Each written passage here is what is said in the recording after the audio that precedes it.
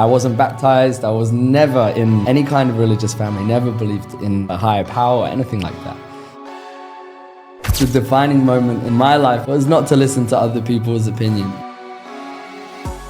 You have to take a look from far away to see your progress. At some point, it might not be next week, it might not be next month, but at some point you're going to reach that target. We're not perfect. We need to understand that being not perfect is part of the journey. We actually get a more fulfilling experience of life because you're there. What is the high performance mindset? The high performance mindset is... In this episode, Brother Joe shares with us what was it like going from being an atheist to becoming a Muslim. What kind of peace it brought him. We also discussed about how much does mindset play a role in achieving your fitness goals, as well as what are the common pitfalls we run into and then how to overcome them. Alright, before we kick off with today's episode, if you can subscribe to this channel, I'll truly appreciate it and it will help me bring you more and more high performance to this show. This is the High Performance Mindset, and today's guest is Coach Joe. Enjoy this episode.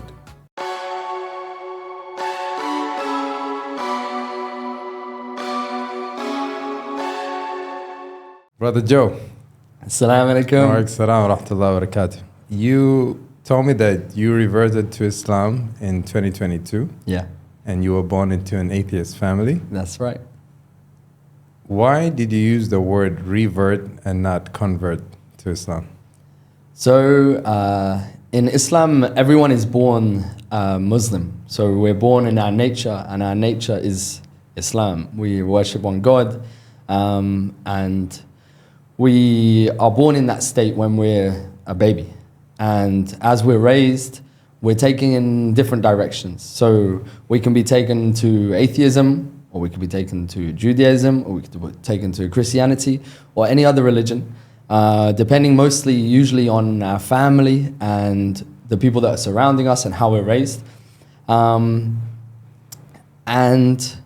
I took the atheist route, or the atheist route was taken for me, I guess, at that time. I wasn't baptized. I was never in any kind of religious family, never believed in a God or a higher power or anything like that. So that's why I would say that it's more reversion than conversion, because I came from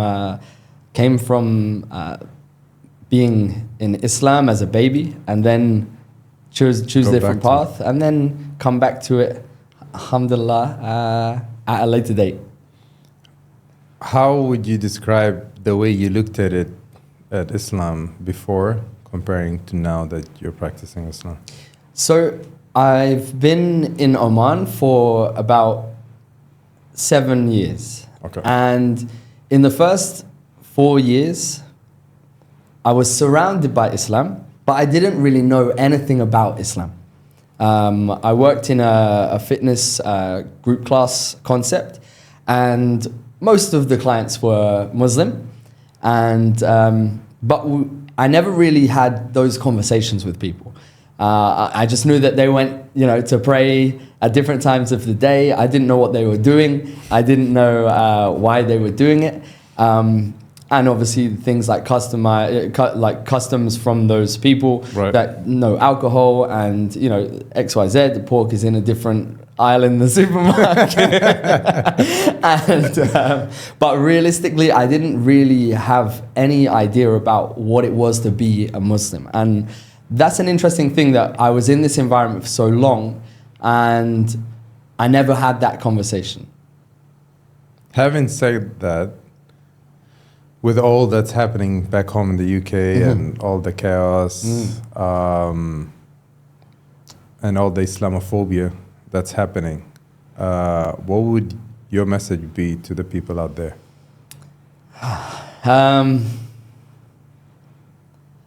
Stop blaming each other. This problem is not, I don't believe it's even an individual problem. I believe that Islam is a peaceful religion, and it is a peaceful religion. The people of Islam are peaceful people. That being said, there's a lot of slander and bad words about Muslims, and there's a lot of bad press and media, and there's a lot of people being led the wrong way. So my advice to people who are non-Muslim, who are thinking in this way about Muslims, is to learn, read, and spend time with Muslims. Meet people and see how they are. Because even when I was non-Muslim and I was living in this country, one thing that I knew of the people of Oman, was they were peaceful people. And they were genuine, and they were kind, and they were nice. And I do believe that a big part of that is from religion. And a big part of that is also from culture. But the religion, it teaches you to be a good person. It teaches you to have good morals. It teaches you to care about others. And it teaches you also to care about others regardless of their beliefs compared to yours. It's not a situation where Islam is right and everyone else can suffer. It's a situation where Islam is right and everyone else needs to be spoken to and to be guided towards the right path in a gentle and understanding way, not in an aggressive and hateful way. Absolutely. And I think whenever it's in an aggressive way or forceful way, that's where the bad rap comes. For sure. And as humans, the way we're built, we repel from anything that is, whether as kids or as grown-ups, it's the same thing. You come, in a more attacking manner, we'll have a reaction to it. Yeah, for sure. And I think a lot of people that come with an aggressive manner to push religion on someone else, I would say personally, that's generally not coming from Muslims. It's coming from the media, it's coming from people who have a different agenda, and they want to cause a disruption. Or a wrong understanding. Or limited understanding, of course. Coming to the misunderstanding of Islam,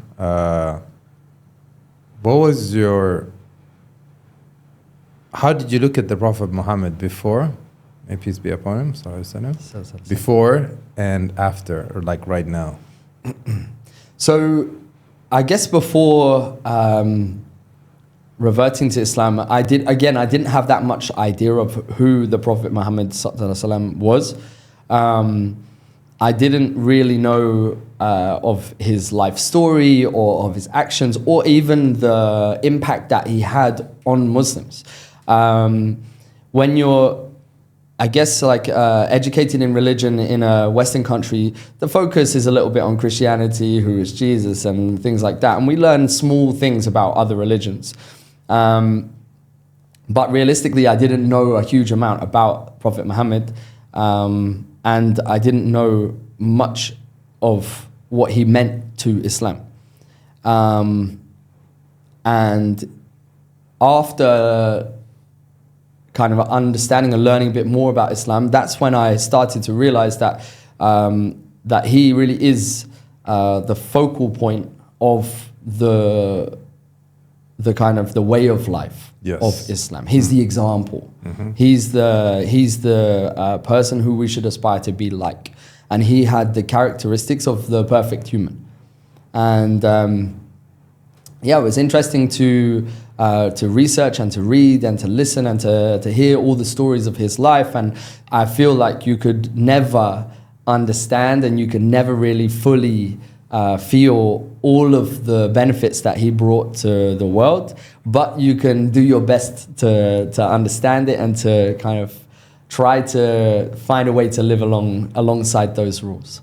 And that. What do you feel are one of your stories of the Prophet Muhammad ﷺ's life or situation that you feel moved you or you connected with so much? Yeah, so since reverting, I got married, and I always try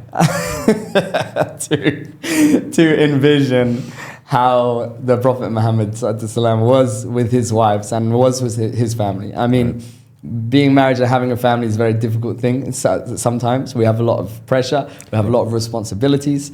And that's one big thing that changed in me when I became Muslim. There's a lot more responsibilities that are on you than when you're an atheist. You're by yourself, you're free, you do whatever you want. So I feel like it was a big journey for me. And starting a family in Islam was a big journey for me. And I'm still trying to build on that all the time. And trying to observe the stories of the Prophet's life and how he was with his family, how he was with his wives, and trying to be, as close to that as possible, and using that example to build that daily kind of life. In terms of how he was with his wives, I think a lot of people don't practice it, right? And whether, I don't know if it's it became part of the Arabic culture that we don't practice a lot of the Prophet's practices, where maybe other cultures are practicing it more. And for example, the Prophet Muhammad, I think it was with his wife Aisha, that he helped her get on the camel, and either let her get on her back or let her get on his back to get on the camel, or helped her with his hand. For us right now, that would be us opening the door, for your wife. Yeah. How many men do that right now? Not much. I think you have to try to remind yourself, you have to try to when you want to build a habit like this, it's the same as building any other habit, right? We have to practice and take small steps, and I think the more you want to do it, and the more you understand the benefits of doing these things, the more you can implement them, right? So I think the understanding that you have to be kind to your wife for her to be kind back to you. And obviously it's a difficult thing for anyone to have that kind of close relationship and be happy all the time and be, smiling all the time. There's going to be troubles, there's going to be difficulties, but at the end of the day, you have to build that marriage, and you have to reciprocate that love for each other and build. And it is effort, but it's worth it effort, and it's expected effort. And it's like you reap what you plant, like the seed you, and any plant that you don't water, will eventually die. So with that effort, if it's a good seed, if it's a good soil you're pouring to, it will, always, you'll reap, good fruits out of it. Yeah.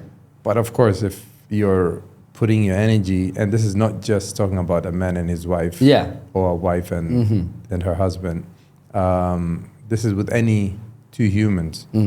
If you pour into a person who's not grateful, they just won't appreciate, and you won't get anything good back. Yeah. But if it's a person who's actually genuinely a really good person, you might do something so little, and how much they will give you back is like on another level. Yeah. And that's why I think we have to learn to discover those people in our life, And I feel like there's someone like that for everyone, And there's people like that for everyone. We find them in business, we find them in fitness, we find them in our life, people that inspire us, and they make us better. They make us think about, I want to open the door, I want to help you on the camel, And that relationship, you can find it in different places, and when you find it, you found it. You have to look after it. All right. So I wanted to just lay down the ground, and I feel we've covered the good section there. Now I want to jump into your childhood all the way till now. Yep. But I want to know your mental journey. What were your inner thoughts while you're moving through life, and what were the questions and the answers that were unfolding as you're navigating through life? Yeah. So, as a child, you born into an atheist family. You mentioned your parents divorced at an early age. How do you feel that had an impact on you? So, I feel like my parents divorcing, obviously, I feel it made me feel a little lost and a little unsupported in terms of not having a male figure in my life. My mum did a great job, and it's tough to be a single parent, and I think you have to really show a lot of respect for that. And she never made us feel without, and she never made us feel like there wasn't a family there for us, which was an amazing thing. And really, I'm grateful for that. But I think without a father, you don't have that role model, and you don't have that guidance of how to act as a man, and how to act as a husband, and how to act as a father. And so I think that often you can feel a little bit lost. And that's one of the reasons why when I came into Islam, all of a sudden I had a structure, and I had a role model, and I had the path, and I had the things, do this, don't do this. Oh, okay. And some of them, people I find, they go through a long life, and they haven't found that guidance, and they haven't found that correct kind of idea of how to be the right person in those situations, maybe because they didn't have, like me, that guidance when they were young. I think that can be a challenge. And how was your routine after school as a kid? Most of the time, 10. Under 10. Under 10, we just played as a family, and I think I liked football. I don't remember that much from my childhood from that age, to be honest. Most of my memories of childhood are like playing around the house, and just. Do you remember what you were into? When I was a kid, about 10 years old, I picked up a guitar from the house. I have an elder brother, but he wasn't really living in the house at the time, but one of his friends left a guitar in the house. And I remember the day that I picked up the guitar, and it's a very strong memory. I picked it up, and I started to pluck the string, and I started to put my finger on the frets, and I started to make the tune that I knew. And it was Coolio, See You When You Get There. I remember that If you ever get there. I don't know why that song, I still remember exactly what song it was. It was just like we had it on CD or something. And it's like, ding, ding, ding. And I just played it on one string. And I kind of didn't even really pay much attention to it, but it was something that I was naturally good at. I just picked it up and started to play, and there's the tune. And from there, I found a book of chords and started to learn how to play guitar fully, where it just shows you where you put your fingers on the strings, and then off you go. I never had a lesson to play guitar. I just picked it up and started going, and that was my childhood life from 10 till I was. Even till now, it's still a big passion of mine. Why, you mentioned to me that playing the guitar and singing gave you peace, a sense of peace. Yeah. Why would you say that? I couldn't really explain it. I think everyone has places in life where they flow, Everyone has a different nature, and everyone has a different natural place in life. Some people find it early, and some people strive to find it through their life. Some people it's playing football, where you're playing football and there's nothing else in the world, Some people it's fishing. They're fishing and they don't think of anything, Like there's different things that people do. And for me, I was lucky that I found it early. It was something where I could start playing, and I would play for hours. And I still can, if I take the time, I can play for hours and just sing song after song, play song after song. And your mind is in a different place. And I found that when I was young, like that was somewhere where I was. I found that flow state that really it worked for me. And it put me somewhere else, Did you, whether as a child or as a teenager, did you have any personalities that you looked up to, you aspired to become like, whether fictional or real personalities? I don't know. I don't think there was anyone that really took that gave me inspiration in a sense. I don't think there was anyone that I was following as a role model. I'm sure there must have been someone, but I can't remember it right now. All right. And then when comes to when you got into uni, you decided to major in guitar making. Yes. Usually, as a person who, I'm also like, I have a artist musical background. Usually people, if they're gonna take the path academically, they would get into production and producing and making music. Yeah. Not into making, the instrument. Yeah. So why did you decide, I want to learn how to make the guitar? So about the time that I was going to go to university, my mum married my now stepdad, and he is a violin maker by trade. He used to be a steel worker when he was younger, and then he moved into making violins, and now he makes very fancy, very amazing violins. Out of curiosity, how much does one... It varies depending on the violin, but it could be upwards of like 10,000 real. So when I was heading to university, and I had two choices. I was either going to do a music and psychology combination and go into something that was a bit more like music therapy or something like that. Why did you have that interest? I liked psychology as a subject. I liked the mind and I liked people. I think as I developed through my teenage years, I figured out and realized, how we can interact with people and how we can, how we can influence people and also how we can understand people. So psychology for me as a subject was interesting. And then music for me was my passion. So I thought this would be a cool combination and maybe I could slot them together at some point down the line. Now, the course for this that I was going to go on was in a very small town university.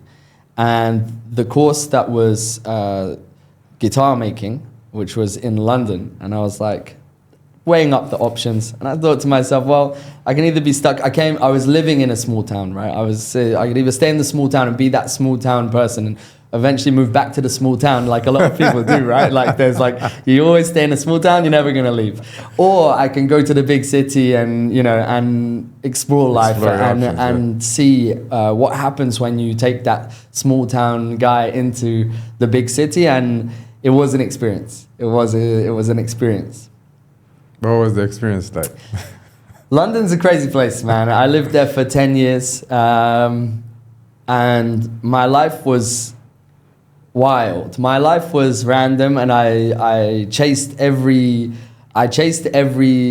high and every satisfaction that you could find in this life, and that's what I feel gives me a bit of an interesting view on Islam as well, because a lot of people who are born Muslim, they're always wondering what's on the other side. Is the grass greener? Is there, what if I did this? What if I did that? I feel like I'm restricted. Right. But I can tell you categorically that the highs of the life are nothing compared to the connection that you can build with your creator. And that's for me, I've been there. Yeah, as a person who's been on both sides of the spectrum, your perspective would be different from a person just living one way, their whole life. Whether from a spiritual side, whether from a physical side, whether from a recreational way, from all those angles. Exactly, after you've tried everything, and then you're like, okay, this is the way. This is the best I found. And Islam gives me the most peace out of all those things. Like out of all the things from before. As soon as I reverted to Islam, I was like, okay, cool. This is khalas. Like now my new life. And actually, the things that you find in this life are the biggest rewards.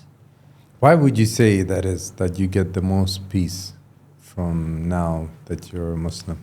I think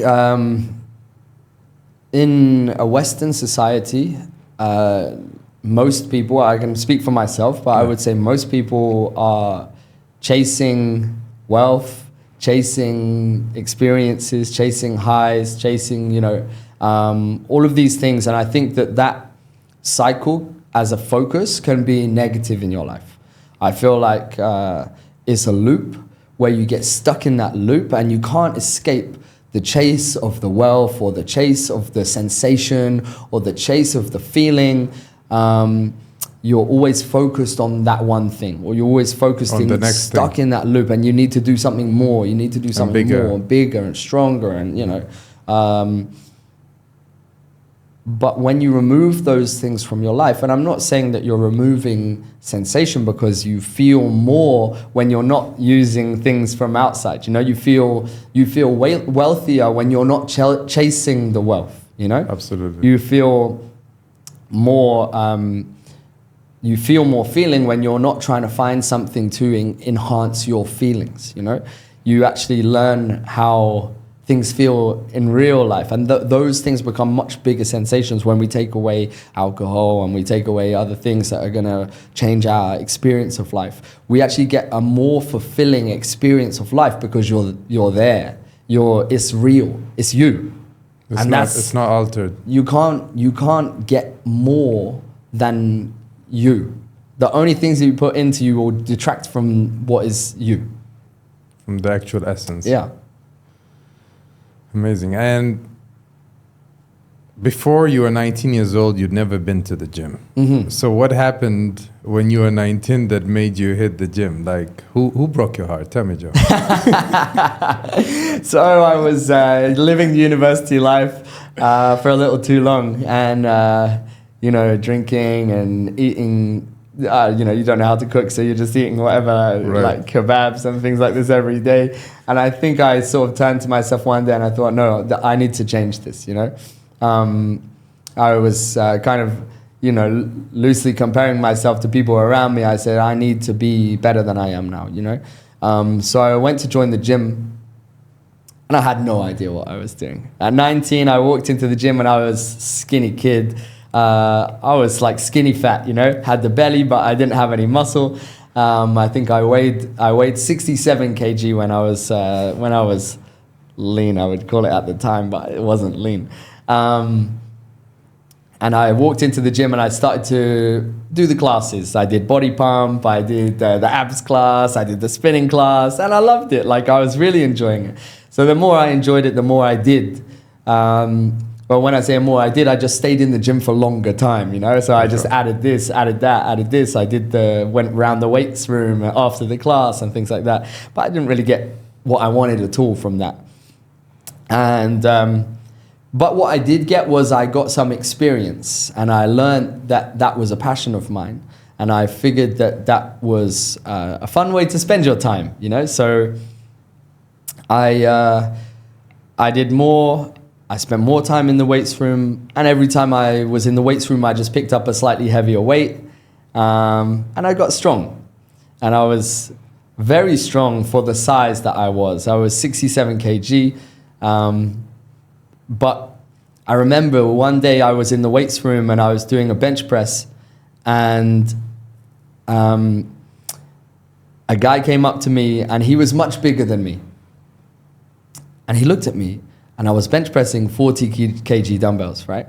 He looked at me, he was like, why can you do that? And I can't do that. And he was watching some skinny guy like bench pressing the heaviest dumbbells in the gym. I looked at him straight away, I said, I would rather be twice as big and half as strong. There's no need for me to be this strong. This is just me trying to get to where you are. But like, it's not working. So at that time, it was the time before Instagram, before YouTube. We didn't really have as much facility to find information as we do now. And it's difficult even to explain that to the younger people now, right? You're like, this wasn't here before. No. I had to learn stuff. The hard way. The hard way. So I do remember I was I was just searching on some forums and websites and stuff like we used to do back in the day, like trawling through information. And I found a coach who was a famous American coach. He worked with NFL, he worked with NBA, and a guy called Charles Poliquin. And he had a free articles section in his website, and I was always reading in there. Whenever he posted a new article, I was like reading it, because he was a voice that I found who I resonated with, who I respected. And his approach was something that I could get. And one day he posted a forum post on how to gain muscle. Okay. So I was in the gym doing 7 days a week. I was reading Men's Health. Men's Health says, you want abs? Do 30 minutes abs. I was like, oh, I'm already doing an hour in the gym. Now I'm doing an hour and a half. So then the next issue of Men's Health says, you want to get jacked like a sprinter? You have to do hill sprints now because hill sprints are in. I was like, man, I'm already spending 1.5 hours now. I have to do 150, you know? So I read this article from Charles Poliquin. He says, if you want to gain muscle, lift more and do less. Eat more and do less. He said, if you have the option between the lift and the stairs, take the lift. He was like, save your calories. So I implemented what he said. And from it just basically was training 1 day on, having 1 day rest, taking rest days, which was very hard at the time because I was like training 7 days a week. I was like, what am I going to do? Just sitting there twiddling my thumbs, you know, like really it's difficult to stop. Doing legs twice a week. And then chest and back, the other sessions, and eating as much as you can possibly eat. And in 3 months between November and the beginning of January, I went from 67 kg skinny kid to 81 kg. Wow. And I was like, that worked. And all it took, this is after like 3-4 years of training, right? Trying to get this muscle that I wanted. And I couldn't get it the whole time. And just from implementing this small piece of information, that unlocked the vision that I wanted to achieve for myself. And at that time, when I stepped on the scales and I saw that I was over 80, in that short time, I thought to myself, I wasted a lot of time. And if I can show someone how to achieve this kind of goal, even from my experience, just to help someone not waste years in the gym, frustrating and, you know, not thinking that maybe it's not for me. If I can show someone that it is for you, but you just have to do it in the right way, then I can share my experience with people and I can benefit someone's life, you know?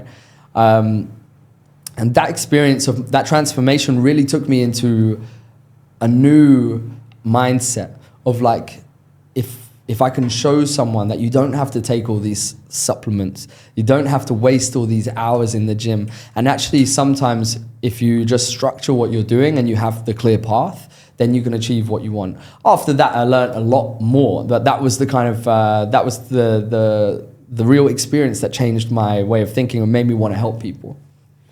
And was that when you got into fitness coaching or? Yeah, so from there I finished university and I was making guitars. And I had an interesting like kind of dilemma where when I was at university, we were like 20 lads in a workshop. And we were all making guitars together and we were all having a joke, you know, la, la, la, banter around the room. And it was really fun. It was buzzing. We went for lunch together and we came back and made some more guitars and then, you know. And when I left university, I took it home. And it was me as an artist, creator on my own. I thought, it's kind of lost the vibe, you know, like, yes. So I had this dilemma of like, is this how I want to spend my 20s, you know? Is this how I want to like, is this really me, how I want to live my life from now? Maybe when I'm 50, 60 and I decide to retire, I can have a shed in the garden and I can go and have some peace, you know? But right now I want to live my life and I want to experience it and I enjoy being around people. People are like what makes me tick, and conversations and learning and experiencing, you know, that dynamic between two people is really the what I enjoy. That's what I'm passionate about. So then I figured that I had this passion for people and this passion for helping and this experience that could help someone. And then I thought I'd put these two together. And I walked into a gym in central London on Oxford Street, big gym. And I just said, I want to take a job as a fitness coach. I spent 6 months there cleaning the machines, you know, like, and it was, at the time, it was not the job that I wanted, but it was a step towards the job that I wanted. And this job, it was paid awfully. And most of the time you're literally cleaning treadmills, tidying up the weights that people have left and doing the bottom work. But there was an element of the job that was inductions to the gym. And really in that 6 months, I would take as many inductions as I could. And some people, they didn't like it because they were a bit shy and they didn't want to do the induction. So I said, I'll take your induction. You clean my machines, you know? And for me to meet people and to have that experience with people, that was like a really crucial time for me, because not only was I meeting future potential clients, but I was also meeting them in a no pressure environment. I was just there to help them, and I was being paid to just be there. And that was amazing for me, because I got that experience, how to talk to someone without a barrier, you know. I had the different colored t-shirt. I wasn't trying to sell them, you know. Right. I wasn't one of the trainers. I was just someone there to help out. So I got a lot of experience in that time, and I really like spending that time, you know, taking the low salary and taking the steps through. That was important for me, for sure. Was there a struggle in terms of changing your identity as a musician, right? Artist or music maker, to a new identity, which is, you know, Joe, the fitness coach. Was there a struggle there? I think in terms of building passions is things that you can connect, right? You don't have to be identified by one of your hobbies or your passions. And I think that, like, to really fulfill our life, we can stack those passions, and to make sure that we always have things that are continuous. Some of them are going to shrink a little bit as we get older. Some of them are going to grow. And I was lucky that my passion was growing into a career at the time. You know, I was one of those lucky people, and I consider myself, that is a really lucky position, because most people have to have, you know, the day job and then what I love. And for me to have something that I really am passionate about and I really enjoy doing, being the thing that I also is my career, and I can also work on that, I feel really, really blessed to have that as what I do. One of the videos I watched on your account, there was this gentleman who had back issue, and I believe he had a sciatica. Yeah. He said he visited spinal doctors, and he couldn't pray before, and now he can pray pain-free. Can you tell me his story, and what was it like before and how he progressed? Yeah, so he was recommended to me through a colleague of his, who also came to me with another problem that he needed to solve. And when this guy came in, he sat down and he said, to be honest, I don't think I'm going to come back. Before we've even had a conversation, right? God. He goes, I'm the type of person that I'm not sold on this yet, you know? He said, I went to the doctor. The first doctor I saw, he told me I had to have spine operation. He told me I was out for the long time. The only solution for this was spinal surgery, which is big deal, right? The surgery is a big deal. The recovery is a big deal. It changes your life. You'll never be the same. When you have a part of your body replaced by something from outside, you'll never be able to do everything that you did before. And he said by chance he saw another doctor after that, and the doctor said, take some time and see a physio and see a coach to see if you can balance the muscles. And to be honest, most back pain is caused by imbalance. Most back pain is caused by muscle imbalance from postural imbalance. A lot of doctors are very quick to tell you to take the injections and take the surgery and go this route for knees and ankles and hips and backs and shoulders. But your body is an amazing thing by itself. And if you're working with the right people, you can achieve results that people didn't expect. And you can actually, through balancing the muscles and through balancing the body, you can achieve things that people told you was only achievable by surgery. Now, don't take that the wrong way. Some conditions are only Yes. treatable by surgery, and that needs to be addressed. But there's a lot of places where I think, at least from spending some time with the right coach, doing the right things, you will at least find some comfort and potentially a lower level of pain, especially if it's something that you're experiencing daily. That could at least prolong your time before you need to have that surgery done, you know. So alhamdulillah, he, within a very short time, within a few weeks, he said to me... Weeks? Weeks. It Wow. didn't take a long Mashallah. time. And we're not working every day, we're working like 3 days a week. Within a few weeks, he said to me, you know what, like, and we're moving. We're just moving. We're not doing physio exercise, like physio exercise. We're just moving the body in a way that your body likes to move and doing things in a correct way to build muscles and to build balance.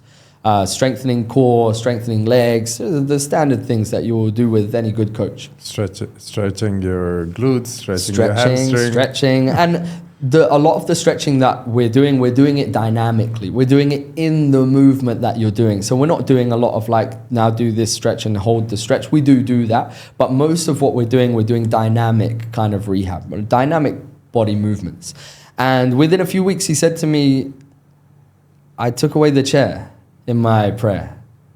I can pray now regularly, which I haven't been able to do for a really long time. Wow. And alhamdulillah, like these types of things, when someone says their life has been changed from your assistance, obviously it's his hard work, it's his change in his lifestyle, it's his determination that got him to that place in the first place. But to be someone who can hold someone's hand and take them on that journey and help them along the way and support them is an amazing thing. It's so rewarding.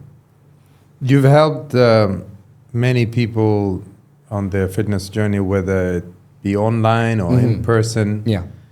How much do you feel mindset plays a role in terms of achieving your fitness goals? Mindset is everything. Without mindset, we can't have action. So the first thing you have to do when you decide to go on a fitness journey, to take that first step, even before you take the first step, you have to get the mindset and you have to have that thought, the first thought that says, I'm gonna take the step before you even make an action, you know? And I think that mindset, people can be held back from that mindset by different things. And we have a lot of self-limiting belief, right? Will I be able to achieve it? Am I gonna fail? Am I good enough to do it for myself? Do I have the time? And we're good at making obstacles for ourselves, right? As humans, we put a lot of things in our own way. But I feel like, especially now, I feel like the main thing that you have to focus on this journey to take that first step is to really respect the trust that Allah has put in you for your body. Because He gave you this body.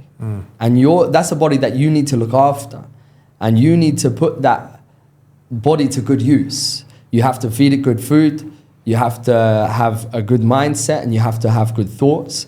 And you have to treat your body with that respect. We can lose respect either way. We can train our body into the ground, you know? But most people are doing the opposite and they're not treating their body through their diet and through their training. And when I say training, I just mean exercise, movement, you know? You don't have to go to a gym. You don't have to play a sport. We're talking basics of being active. And that you would be surprised how much you can change your life from just making very small changes. What are the usual, because I believe the hardest thing is to just take the first step, right? Usually, what are the common excuses or mental barriers that people have that blocks them from taking the first step? So there's a few. Time is a big objection. I don't have time. I don't have the time to exercise. I don't have the time to go to the gym. But this exercise is an easy one to overcome because you don't need to go to a gym. You can get healthy. You can improve your health. you can improve your fitness from spending 5 to 10 minutes a day doing some exercise in your house or in the office or going for a walk. You don't have to spend hours, and you don't have to go to a gym. So that's one of the first things that people like, I don't have the time to do it, you know? Maybe they have a busy family life or a busy work schedule, and we all do. But making time for yourself is the most important thing, you know? We neglect ourselves often. And I feel like we sometimes, these excuses, like you say, I would call them objections because I have to be polite. But in reality, they are excuses. And these excuses, they're put there by us. They're self-implemented excuses, which if you sit down and talk to a coach, he's going to tell you, or she's going to tell you how to overcome that objection in like one sentence. And you'll say, yeah, I guess I do have the time. So then the next objection that we normally come to is I don't know what to do. And that's very common. There's a lot, as we were talking about earlier, there's a lot of information nowadays. We have where we used to be struggling, we have to read a whole book to find out what's going on. Now we have information overload. Where we open social media and we're looking at things and we're like, I can flick my finger like this and I can see 25 different workouts. Do this, don't do this, you know? The truth is, a lot of it is kind of a bit too fancy, like it's going over the top to just try and make something new. But that can be, it can be confusing, right? It can stop us on the journey because we get information overload and we're like, I don't know where to start. Do I do the squats first, or do I do the deadlift first, or do I walk for 20 minutes, or do I walk for 5 minutes? Everyone has a different opinion. And the truth is, you just have to do something, right? The guidance is important, but taking that first step, like you're talking about the first step is decide to do something. Once you decide what to do, then it's up to you to find what you enjoy, because there's no point going to the gym if you don't like the gym. There's no point doing ballet if you don't like ballet. There's no point doing Zumba, or if you don't like Zumba, or playing football if you hate kicking the ball around, you know? The biggest thing you can do is find something that you enjoy and doing it with people that you enjoy it with. So that's the objection of not knowing what to do. And there are a lot of coaches around. And generally speaking, if you find a good coach, mostly you'll be able to find enough information from them for free that you can get started. You know, and that's the idea. Another mindset-related question would be, how much does self-image play a role in either making it easier for us to stick to working out, or make it more difficult for us to get started, or make us quit? And when I say self-image, is the stories we tell ourselves. Maybe I tell myself, I'm athletic. It's just something that I do well, and this makes me stick to it because, that's my identity. Definitely. Or vice versa, somebody saying that our whole family, we're all out of shape. It's just the way we're built, and there's not much we can do about it. Yeah. When it's true, a part of it is genetics, but also a very big part of it is lifestyle and, maybe bad diet, etc. Yeah.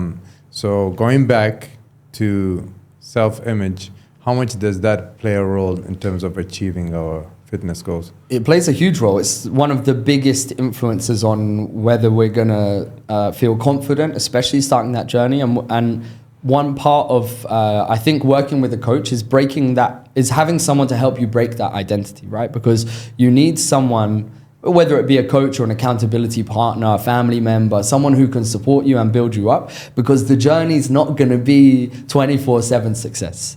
The same as anything in life, our fitness journey can be really triumphant success, amazing experience at certain times. And then the next day, you feel like it's all gone to waste, I get calls from people that are saying, Coach, I followed the plan. I was doing everything that I was supposed to, and now I feel like I've wasted all my hard work because I got stressed out. I ordered a pizza. I ate said pizza. No one was home, so I ate it by myself. And now I feel like I've wasted all of the energy that I put in before and all my workouts, all my previous nutrition. And that's the time where you have to, break it down to someone and say, look, like, life is a journey. Fitness is just one aspect, and your health is just one aspect of this journey. And there's a million things going on in your life, We just have to figure out a way to balance as many of them as we can. We're going to have ups and downs. We're going to see progress sometimes. We're not going to see progress sometimes. But as long as we stick to the plan and we carry on, eventually we're going to see the progress that you want. So breaking that identity is a big thing, because you still see some traits coming through at times. And a lot of the time, these negative trait identities are things that people put on themselves. Now, you mentioned the genetics, and a lot of science now is kind of reframing this as generational factors over genetic factors when it comes to weight loss and when it comes to health, in terms of physical fitness and how generational factors, like the things that your family members did before you, the volume of food, the type of food, the volume of exercise, etc., plays a way bigger part than your actual genetics. If you go back through generations, you're talking genetics. The generational habits for you as an individual, they may as well be genetics. But once you learn that they're actually generational habits, you can reframe that as it's not something that is in me, it's an external thing. Even though it's in my family, everyone around me, it's actually not my genetics that are slowing down my progress or making me find it more difficult to maintain a healthy lifestyle, but actually the habits that my generations had before me. Because it's actually the lifestyle of our family. Exactly. And our, ancestors' lifestyle is why we are the way we are. Definitely. And for me, it's been interesting as well. And I think for anyone who gets married, right? Because you marry another person who also has different habits to you. True. So when you're on a fitness journey or when you're trying to be healthy, I think some of the hardest things is that if your family around you are not eating healthily, or your friends around you not eating healthily, then it's a much harder struggle, right? Of course. If your wife or your husband says, I'm ordering takeaway. Yeah, or maybe your partner, their love language is, giving you a nice biryani. Yeah, for sure. Ordering I made this pizza by my own hands. And we all feel that way, right? Food should be something that we enjoy, and food should be a celebration in its own right? I don't believe that anyone should cut anything they love from their life in any journey, right? It's about proportions. If we do that, we're more likely to fall off and go back to exactly our old habits again. Absolutely. I believe in balance, and I believe that if you love a donut, like, you should be able to eat that and get your result. That's how you should treat yourself. 100%. But it shouldn't be your daily routine. Yeah, exactly. And we should learn how to factor that into our daily life in order to create a healthy balance, I mean, a lot of, right now, as you mentioned, like, we're overloaded. We have influx of information, right? We have no shortage there. Everybody knows, sugar is bad for you. Fruits and vegetables is good for you. But why don't we follow that? I think a part of it could be we're not able to value the impact it has, and it's because we're looking at it from a one day impact.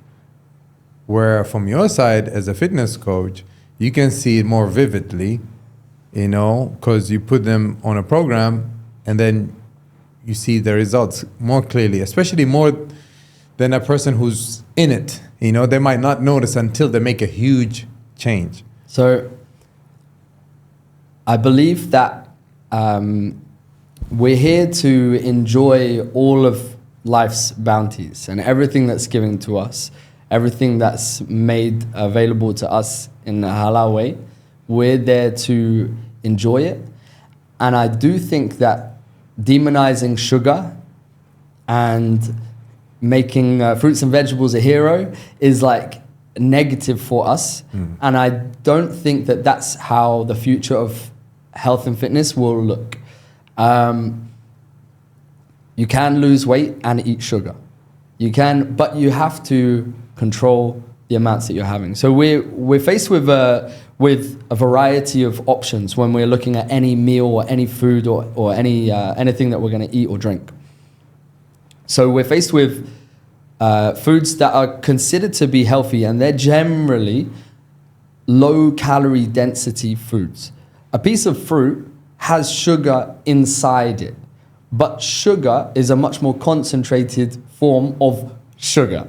Whereas a piece of fruit has water, has fiber, has other things that come along with it, which is what makes the piece of fruit considerably healthier. But in terms of building a healthy lifestyle, I don't think we should avoid sugar completely, because that leads us to grabbing those donuts and cakes on the way home because we feel like we're missing out. And I don't think we should avoid fruit completely, because my coach said that sugar is in fruit as well.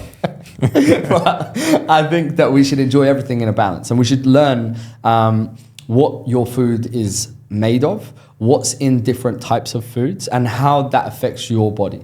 So there's a few applications that you can use to count your calories and also measure your macros. So we have macros in every food. They're made from proteins, carbohydrates, and fats. They do different things in our body, and that's time for another podcast completely.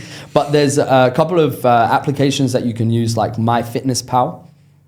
Now, that's a place where you can have an apple, and you type into MyFitnessPal, I'm going to eat an apple. And it tells you how much sugar is in the apple, how much carbohydrates is in the apple, how much fats and proteins in the apple. And then you understand what that apple will do to your body and for your body.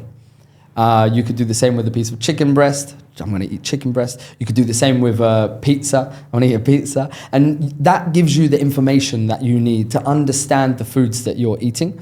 Once you have that information, you're not lost anymore. You can look at a plate of food and you can say, okay, well, I kind of know what's going on here. Now I've got the information.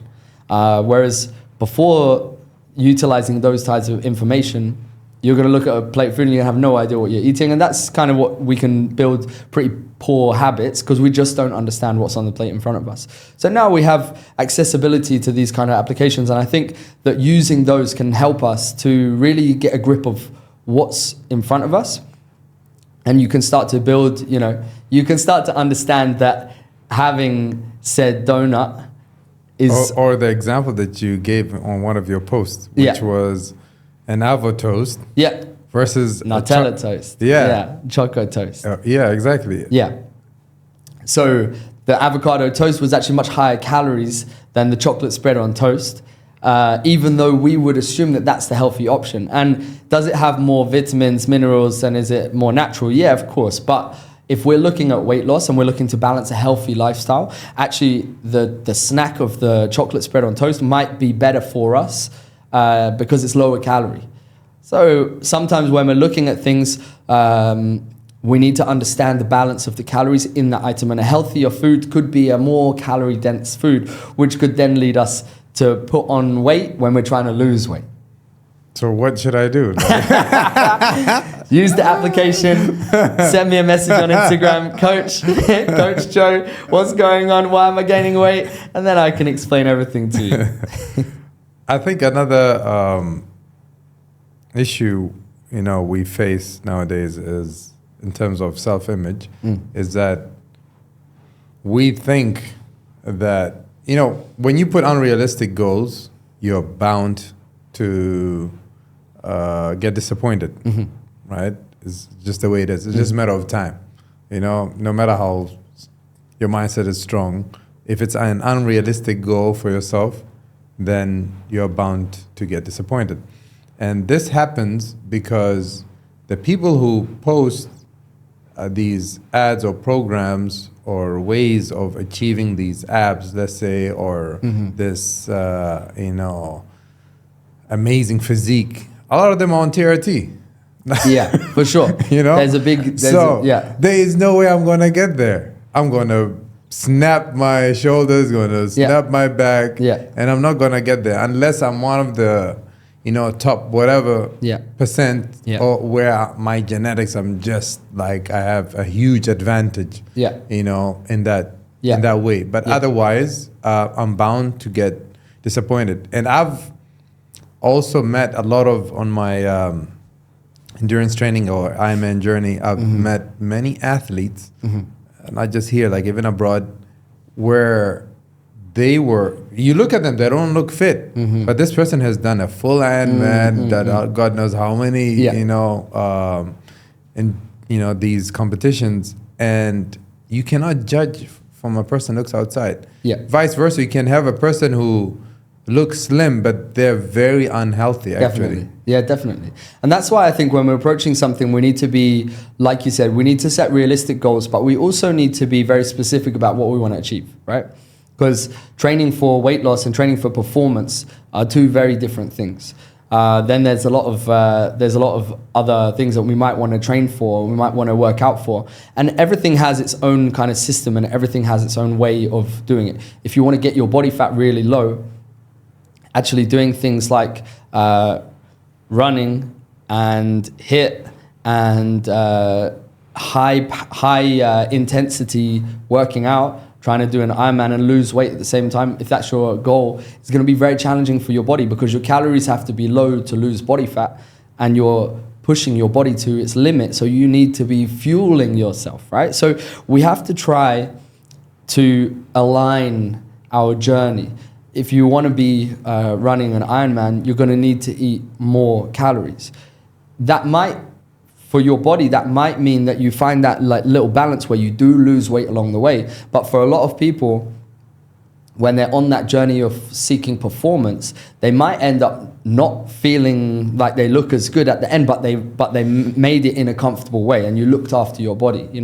The other way, like if we're looking at weight loss and we need to drop our calories a lot, it's best. My best advice is to keep your exercise as low intensity as possible. So things like incline walking rather than running, because we also need to be dialing the calories down. And if we're taking our calories really low, we're going to be putting our body in a place where it's a little bit vulnerable. We don't have the security in our joints. We don't have the fats running around, which are helping us with our hormone levels and things like that. So we can be more prone to injury.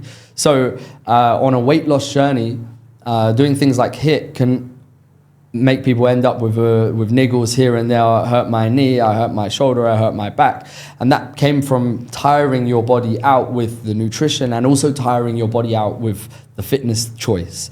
So sometimes we can choose things like walking. I know it sounds like everyone's telling you to go for a walk, but we can choose things like walking because they're much low impact. And if we really want to dial the calories back and lose body fat, that's going to be a safer way to lose weight.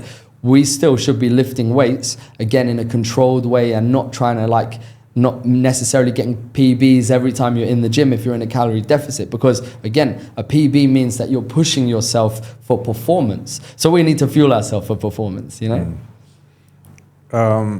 What are other success stories you feel you want to share with us? From me or from my clients? From your clients, from yourself? I feel I've been really lucky. Along my journey, I've been coaching for over 15 years now.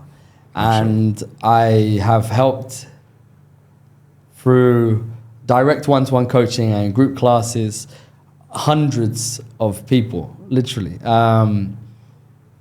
And every journey is as beautiful and every win is as celebratory as the last. Like every time someone becomes happy because you've helped them to achieve something, it means a lot.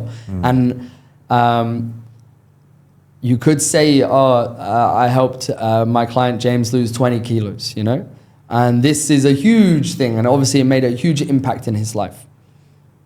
But some of the biggest changes in people are not the physical change that they set out to have at the beginning. It's actually the change that comes from the inside and their belief in themselves. Because when you start something new, especially if you've never been to the gym or you've never been on, pushed yourself in a fitness journey before, maybe you've gone, but you never really achieved anything. You're approaching something as if you're a baby, right? You don't know what you're doing. You don't know what the machines are. You don't really know like where you are. You're in a new environment. And that's scary for anyone, regardless of what we do. And the journey is easy to stop because as humans, we like to be good at things. And when we're not good at something, 99% of the time we give up. I wasn't good, like trying to learn a language. It's not for me, trying to learn a language, and it's hard, right? You start, I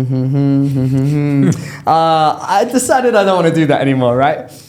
But if you continue with your learning and going to the gym and working with a coach especially is learning. It's learning about your body, it's learning about nutrition, it's learning about workouts, it's learning about your mindset.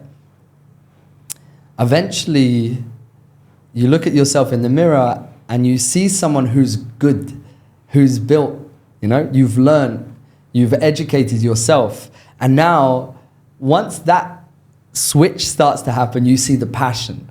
Then someone's like, wow, I love this now. And you know why you love it? Because you became good at it. And when you become a master at it, that's when you really build your passion at it, right? And that comes through repetition, it comes through time. But the journey from being someone new in the gym to being someone who's happy and comfortable. And I always say to my clients, when we sit down, I'm a personal trainer, I'm a coach.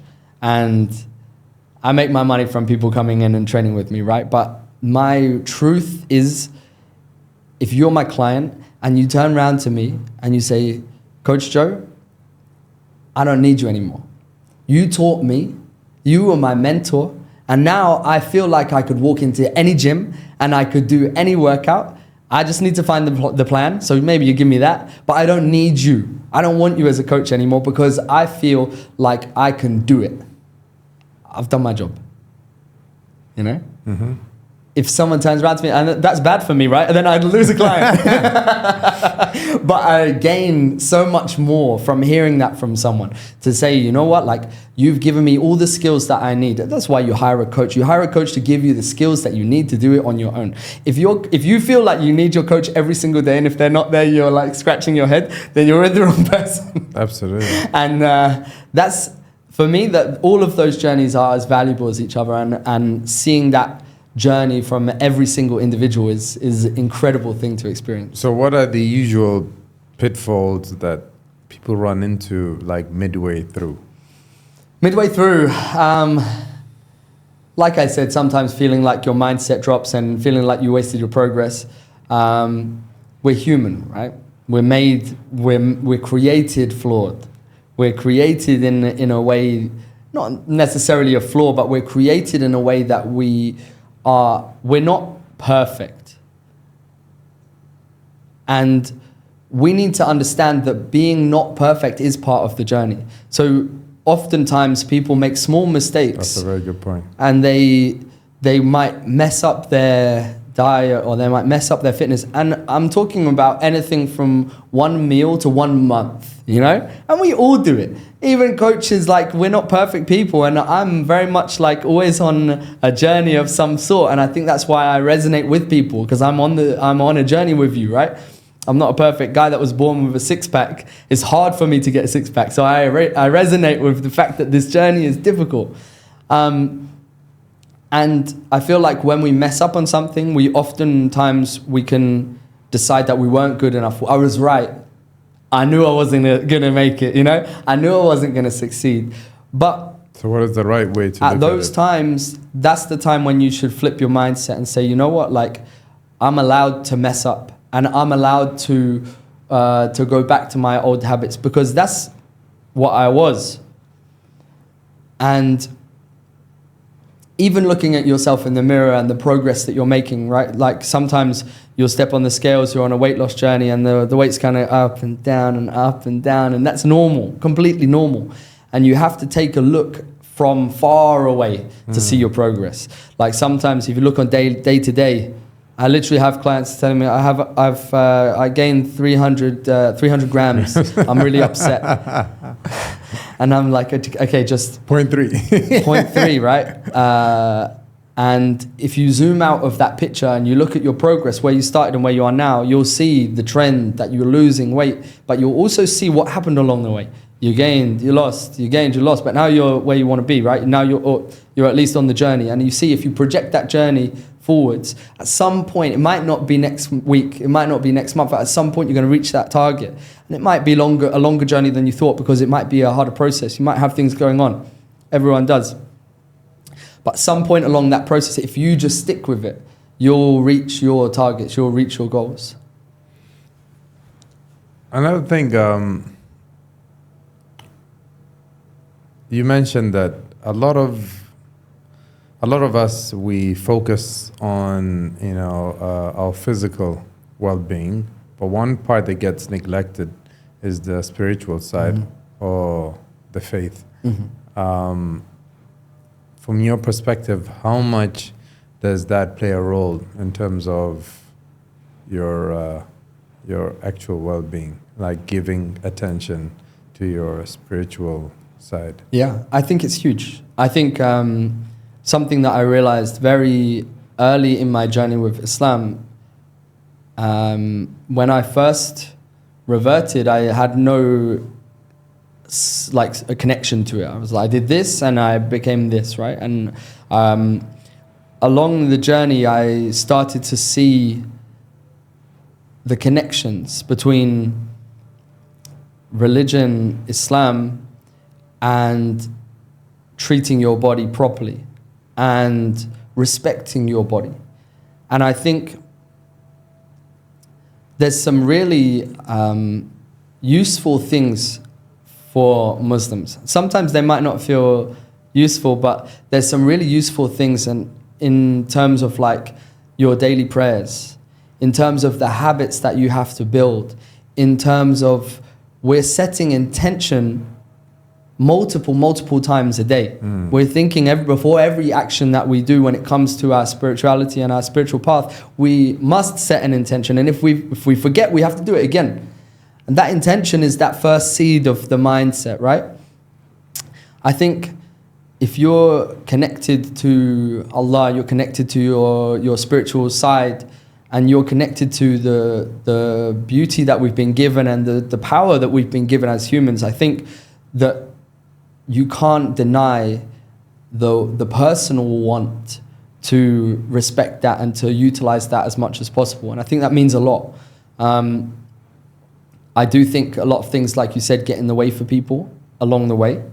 And do think our negative thoughts, you could call it shaitan, you could call it nafs, whatever it is coming through to you, that inner voice, stopping you from taking that step to becoming a healthier person and a stronger person, both inside and outside. And I think if we can defeat that voice, and we can defeat it through making dua, from being steadfast in our belief, and from really engaging with the Quran and engaging with the message that's around us, we can utilize those things to introduce us and to push us in our fitness journey. And I think that is sometimes overlooked.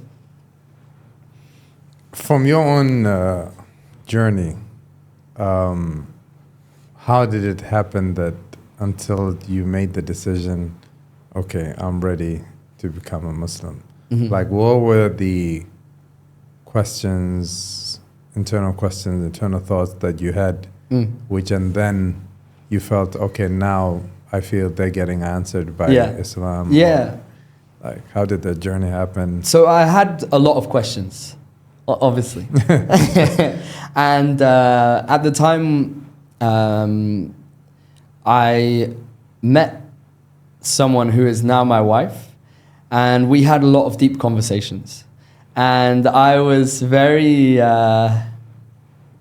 I was an atheist, right? I had a very strong view of nothing. And she would ask me, like, what do you believe in? And I would say, nothing. She'd say, what do you mean, nothing? Nothing. You as an atheist, you can change your mind every single day. You've got nothing above you, nothing below you, and you're just in this world. She's like, who created you? Myself or no one or whatever.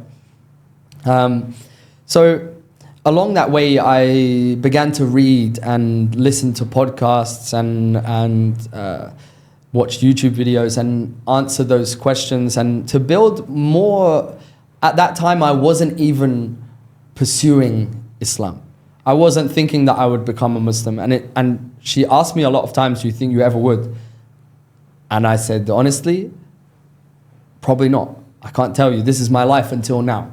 I could tell you maybe in the future. I'm the type of person to never say never. But I could never tell you that, yeah, I will be a Muslim by this time, right? That was difficult. And so I pursued the information to understand her more and to understand people around me more and to see kind of what are your beliefs, you know, what is this whole thing. So I spent a lot of time. At the time, I had a lot of free time, so I would just walk on the beach, listening to podcasts, listen to translations of Quran. And I decided to myself, the foundations of this, they sound kind of like they would be good for me in life, right? So I thought if I can practically implement in a very atheist way some of these things, and I can, act as if there was someone watching me, that I was never alone, and that someone had an eye out that would make me, behave in the right way, even if no one was around, And that, implementing that, it was all good, it was all only good things came from it. And I was like, this is interesting. I continued to read and listen. And I remember the moment that I realized that there was a God. Mm-hmm. And I was walking on the beach and I was listening to a translation of Quran. And I looked up at the sky and I had an image in my head of God.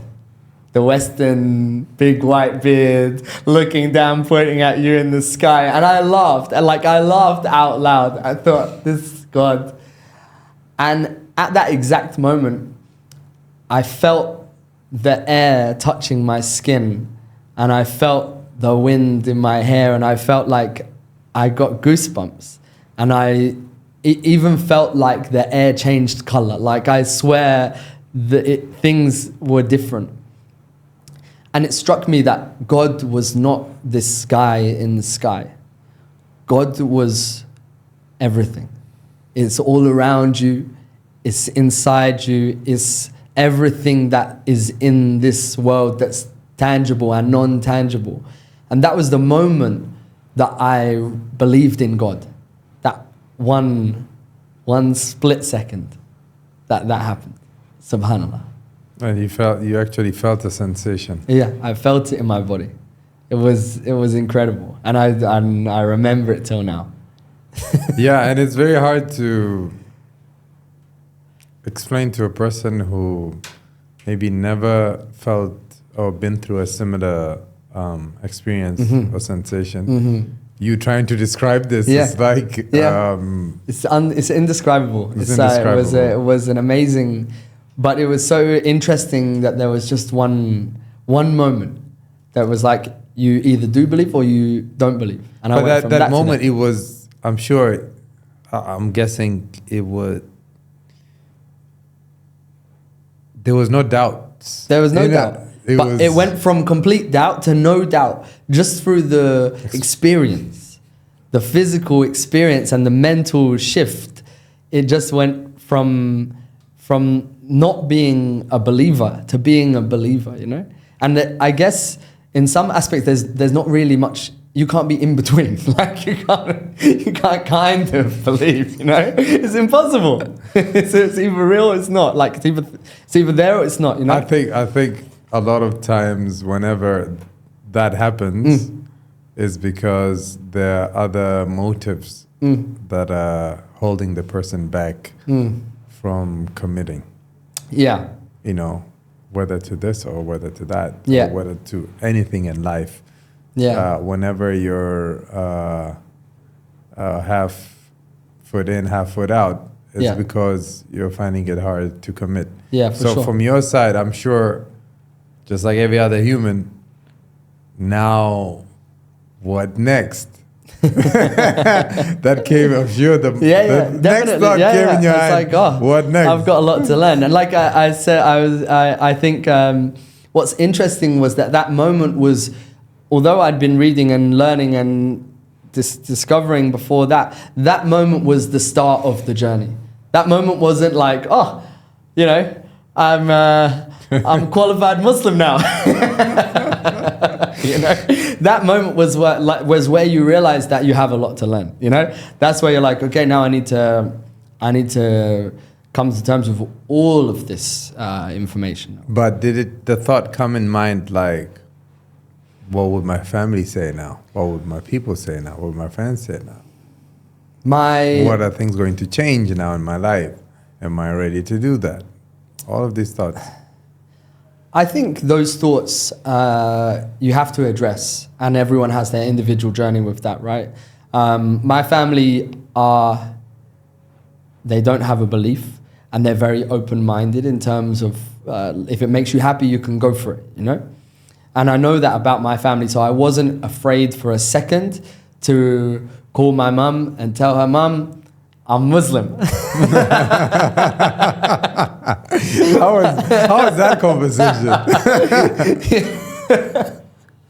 So, like it was, my mum is very open-minded. She's a very, very nice woman. And and I never had any problem telling her anything in my life, which is, again, it's a blessing, right? It's a great thing. Blessing. It's a great thing. So I never really had any reservation to even calling her and telling her. And the rest of my family is, you know, is what it is, and no one can tell me what to do anyway. So. Friends. Everyone knows. Friends, it's interesting because I had a couple of Muslim friends when I was back in London. But we never discussed it, we never talked about it, and they did all the things that we did, you know? So my friendship group already had Muslims within it. So even when I was thinking, I didn't really consider what would my friends say. To be honest, I think you should always make decisions based on your own judgment, not anyone else's. And but I also knew from knowing my friends that as soon as I told them, I knew that they would be like, cool, you know, like that's good. If it works for you, then it works for you, and that's great. And one of my friends, he actually said to me after we had a long conversation, he said, I felt like you were always searching for something, you know, and you're always like, and I'm so glad that you found, he's a non-Muslim, and he said, I'm so glad that you found this and that you connected in this way, because that's a big blessing for you, and that's an amazing thing in your life. I mean, he could spot that in you. He said that I could feel that you were searching for something, and subhanAllah, I didn't even know.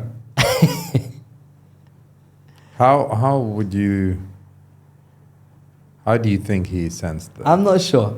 I guess the wildness comes from somewhere. I guess when you're living a life of I don't care about anything, I don't have any path or guidance. I think, like we said at the beginning, right? Everyone has a nature, and the nature is Islam. The nature is having boundaries. The boundaries are there for you by Allah because it protects you. Exactly. And it gives you guidance. Exactly. When we live our life outside of these boundaries, we know from history that this is not a good thing for you. And I think that we look at things, often we look at what's haram, what's halal, and you know, these guidances, and some people feel held back by it. But actually, if you break down each of these kind of rules and these kind of paths, they're all good for you. There's nothing that Quran tells you to do that is not good for you. Absolutely. If you follow this book, if you follow this guide to life, you'll be a success in every way. And if you don't have a guide to life, you're going to end up somewhere random, you know? Get this thing right, get that thing wrong. That's the thing. And you're always being pulled in different directions. So I think potentially The wildest people are probably the people that are searching hardest, or that, you know, that they're almost ready. And I noticed a lot of Muslim reverts, they have tattoos, and they have, you know, things haram.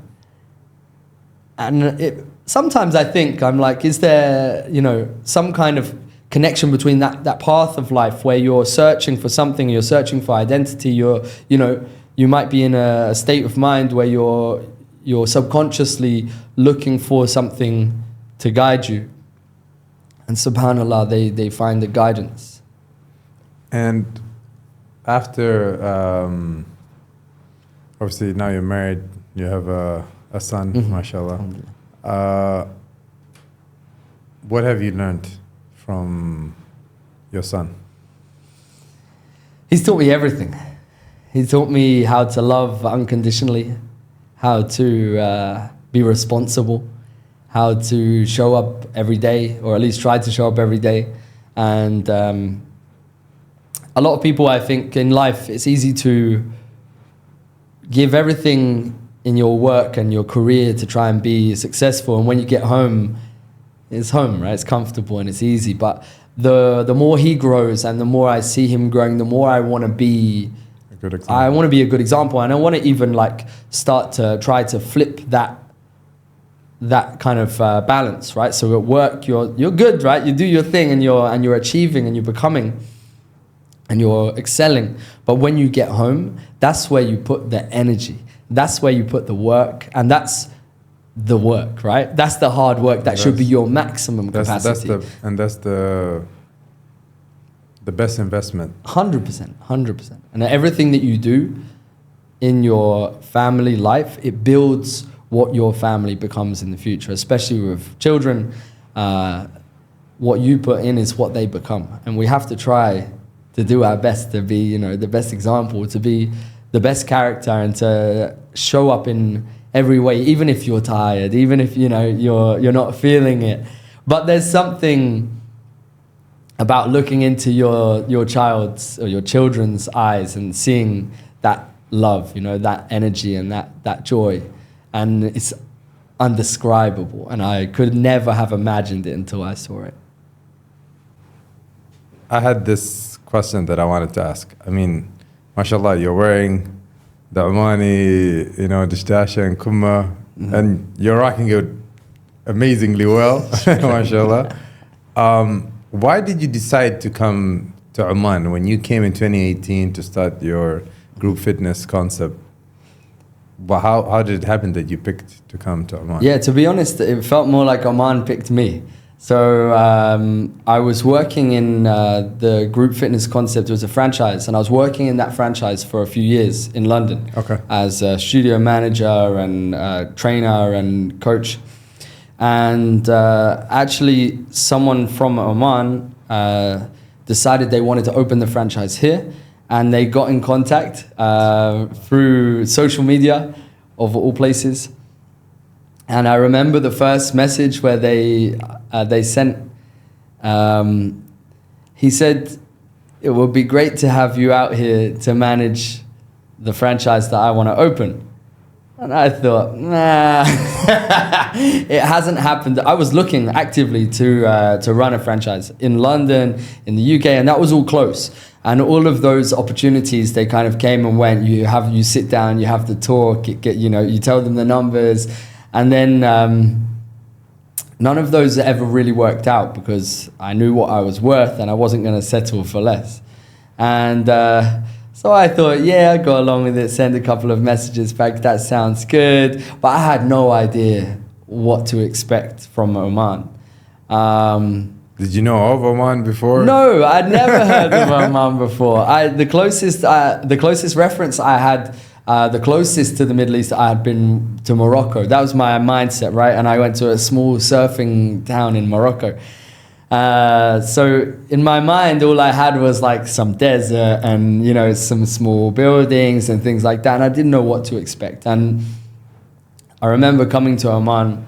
I actually told the guy, book me a trip for 2 weeks so I can come and check it out. Because I'm not going to move somewhere I've never been, right? Exactly. So I remember Good call. I remember coming for those 2 weeks, and actually during that trip, which was like a holiday, I bought myself a Harley Davidson. Yeah. Okay. And I remember like the moment where I decided to stay, I was like sitting at Crown Plaza, you know, sunset at Crown Plaza in Kurum, it's like the one. So I was sat there watching the sunset, and I was like, I think I could like it here. And subhanAllah, how my life changed, you know, from those small moments that come into your life that really define everything. SubhanAllah. Do you feel like there was that one decision? Because, like, I would say, like, since the year and just over a year ago, when you became a Muslim, there's a lot of big decisions that you made, like in your life. Was there one decision that was had a catalyst effect for you to making other big decisions in your life? That's a hard question, right? When did you decide to not listen to anyone else? I think I think that moment where you grow up and you're like, you know what? I'm gonna do me. Okay. I think that's the defining moment in my life, I guess, was not to listen to other people's opinion. Was not to, you know, not to follow the path that someone else is trying to make for you, or someone else is trying to push you into. I think you have to be yourself, and I think you have to make that decision. It's not an automatic. We grow up, we're guided, you know, we go to school, we go through college, we're put into a system that says listen to someone, you know, we're put into a system that says follow this plan. And I think at some point in your life, you should rethink this and think, do I want to follow this plan that's laid out for me? Do I want to listen to someone else through the whole of my life, or do I want to take charge and forget what the other people are telling me? Sometimes it can go good, sometimes it can go not so good, but at least you know you made the decision along the way. Yeah, I believe it takes a lot of courage, you know, in trusting yourself and taking accountability, whether, as you said, things go good, things go bad, at least now it's on you. Yeah. And you have no one else to blame. Yeah. Which people don't want to be in that situation. Yeah. They want to have at least that one person that they can't blame. or a whole nation, you know. Some people, depends on their mindset. Some people would at the end of the day, all of the blessings, they're given to us by Allah. Absolutely.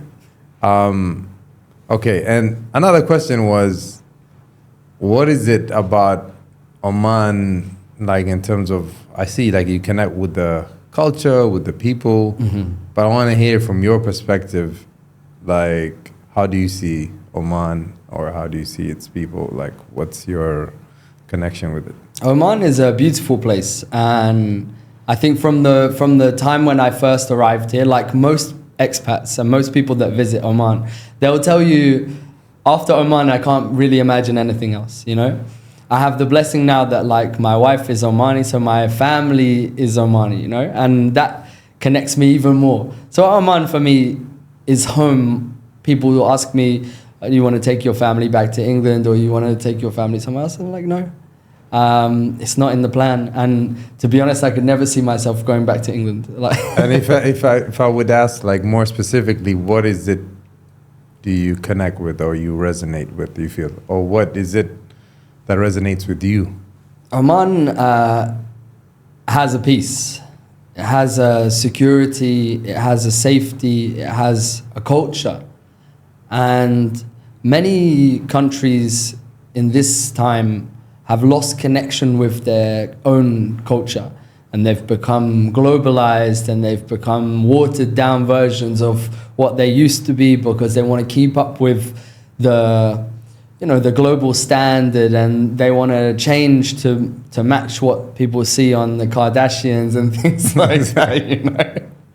And Oman, they've kept their culture, they've kept their ways, and that's part of the beauty of Oman, right? As a country, the people, the country itself is still connected to its roots. And that's something you resonate with? That's amazing. That's, subhanAllah, that's amazing. Why does that resonate with you? I think there's a genuineness to Oman and to Omanis, and there's not, it feels real, and it feels like you can experience fully the country, the people, everything around is real. All right, we got to the end of the show, and I want to ask you the question.